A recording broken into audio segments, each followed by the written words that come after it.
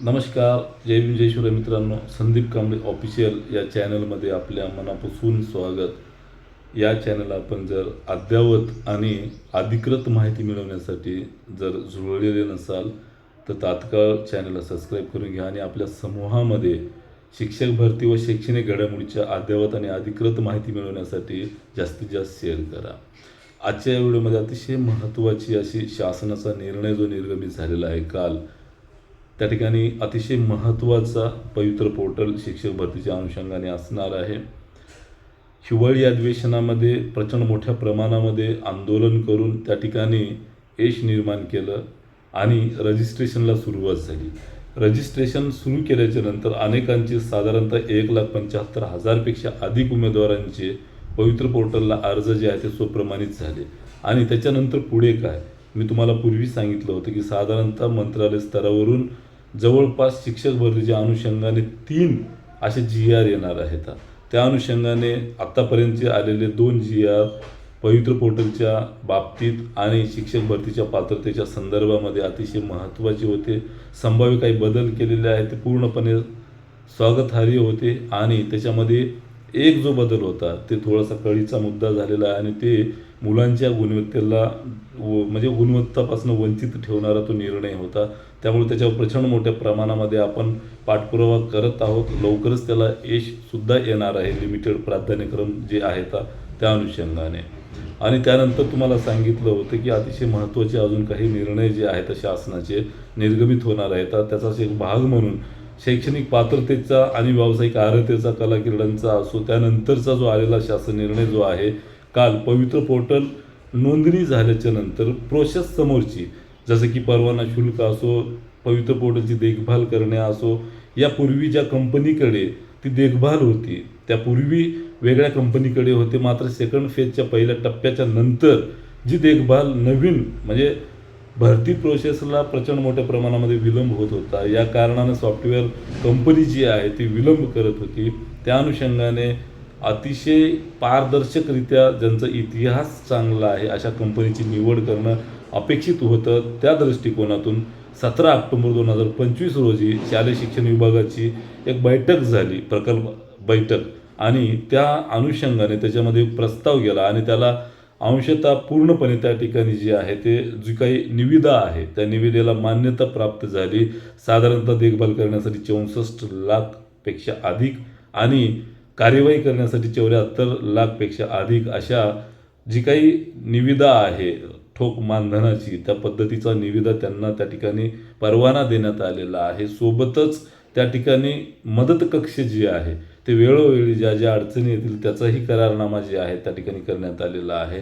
आणि एका दृष्टिकोनातून परीक्षा परिषदेकडे ही भरती प्रक्रिया जाती या तर ती जी काही 30 डिसेंबर रोजी सुकाणू समितीची स्थापना करणारा शासन निर्णय निर्गमित झालेला होता. त्या अनुषंगाने बरेच मनामध्ये मुलांच्या गोंधळ निर्माण झालेला आणि नक्कीच गोंधळ निर्माण आहे.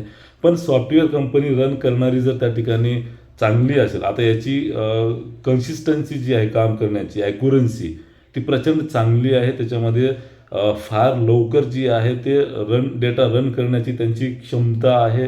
जी तलसीमा नावाची प्रायव्हेट लिमिटेड कंपनी आहे, तिचं पुण्यामध्येच जे आहे ते ऑफिस आहे आणि ती बेंगळूरची कंपनी असल्या कारणाने प्रचंड अद्ययावत ती कंपनी आहे. आणि खूप म्हणजे त्याची जी काही विश्वासार्हता आहे, डेटा मॅनिप्युलेशन जे आहे ते कुठेही त्या ठिकाणी होत नाही. आणि शिक्षक भरती हा विषय जो आहे तो प्रचंड गोंधळाचा आणि विश्वासाचा असल्या कारणाने प्रत्येक क्षणाक्षणाला निकष जे आहे ते पडताळून पाहावे लागतात. पडताळून पाहिल्याच्या नंतर प्रत्यक्ष त्याच्यामध्ये जी काही हस्तक्षेप असतो, साधारणतः व्यक्तीचा त्याच्यामध्ये हस्तक्षेप होत नाही.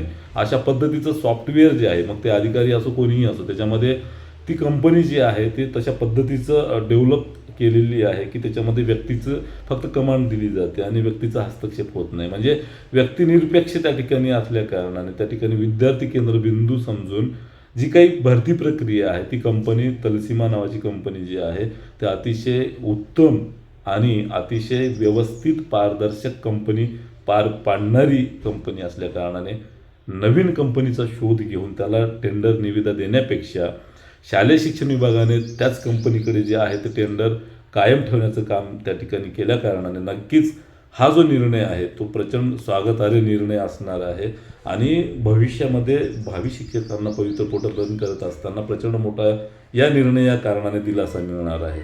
दुसरीकडे उदाहरणं बघितले तर कुठेतरी कंपनीच मॅनेज होताना तुम्हाला दिसत आहे. TETच्या संदर्भामध्ये तुम्ही बघितले, जरी अधिकारी त्या ठिकाणी चांगल्या पद्धतीनं प्रक्रिया पार पाडत असतील परीक्षेची, तर कंपनीचे जे काही लागेबागे आहे ते उत्तर भारतीयापर्यंत त्या ठिकाणी जाताना दिसत आहेत. तर असला कुठलाही प्रकार जे आहे त्या कंपनीमध्ये आढळून येणार नाही, कारण यापूर्वी अनुभव आपण घेतलेला आहे. त्यामुळे इथून जी आहे ती भरती प्रक्रिया प्रचंड मोठ्या प्रमाणामध्ये जी आहे ती गती पण येणारच आहे. कारण या ठिकाणी नोंदणी प्रक्रिया झाल्याच्या नंतर जी काही आपल्या प्राधान्यक्रमाची जुळवाजुळव असते, जाहिरात, प्राधान्यक्रम, तुमचा संवर्ग, नंतर मग त्या ठिकाणी इयत्ता, विषय, माध्यम, या सगळ्या गोष्टी ज्या आहेत तो डेटा जे आहे ते त्या ठिकाणी कॅल्क्युलेट करून आपली प्रोसेस जी आहे ती समोरची पार पाडली जाते. त्या कारणानं ही जी काही शासन निर्णय निर्गमित झालेला आहे कालचा, ते अतिशय महत्त्वाचं आहे आणि भरती प्रक्रियेला गती आणण्यासाठी, त्यानंतर एखादी आपण प्राधान्यक्रम नोंदून घेतल्याच्यानंतर सबमिट केल्याच्यानंतर त्याला पडताळणी करण्यासाठी जे आहे तो वेळ लागतो. इतर कंपनी असेल तर त्याला साधारणतः 2-2, 3-3 महिने लागायचे यापूर्वीचा अनुभव, आणि आता ही कंपनी जी आहे ते साधारणतः आपलं जास्तीत जास्त 20 दिवसापेक्षा अधिक दिवस लावू शकत नाही त्या ठिकाणी. कारण यांची ॲक्युरन्सी जी आहे, काम करण्याची गती जी आहे, सॉफ्टवेअरची गती जी आहे ती प्रचंड मोठ्या प्रमाणामध्ये असल्या कारणानं हे एक चांगला दगड आपल्या भरती प्रक्रियेमधला एक चांगला हे असणार आहे, पाऊल असणार आहे कालचा शासन निर्णय निर्गमित झालेला. आणि सगळ्यात महत्त्वाचं, तीच कंपनी कायम असल्या कारणाने मुलांची विश्वासार्हता जी आहे ती नक्कीच त्या ठिकाणी वाढणार आहे. कारण मुलाखतीसह सारख्या ज्या बाबी आहेत त्याच्यामध्ये प्रत्यक्ष हस्तक्षेप येतो. मग कंपनीची जर समजा कंपनी फ्रॉड वगैरे असेल त्या ठिकाणी किंवा फ्रॉड काम करायला त्याचं वाव मिळू शकतो, पण ही कंपनी चांगली असल्या कारणाने त्या ठिकाणी प्रत्यक्ष व्यक्तीचा त्या ठिकाणी हस्तक्षेप होणार नाही.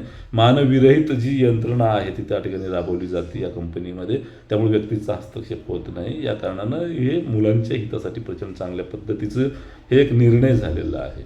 आणि त्यानंतर पुढची जी काही प्रोसेस आहे तर त्या कंपनीकडे त्या ठिकाणी मदत कक्ष पण त्या ठिकाणी स्थापन केल्या जाणार आहे. त्यामुळं खूप लवकर जी आहे पुढची प्रोसेस त्या ठिकाणी होण्याची दाट संकेत आहेत.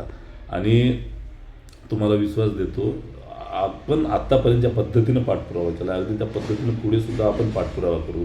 आणि या भरती प्रक्रियेमध्ये ह्या जी काही निविदा करार केलेला आहे ते साधारणतः 1 वर्षाचा करार केलेला आहे. आणि 1 वर्षाच्या मध्ये जे काही 2 याद्या लागणार आहेत किंवा मग पहिला फेज जो काय असणार आहे तो मुलाखतीशिवाय आणि मुलाखतीसह, यानंतर जे अगोदर घडेल 1 वर्षाच्या तिथंपर्यंतची ती निविदा जी आहे ती त्या कंपनीला अदा केलेली आहे.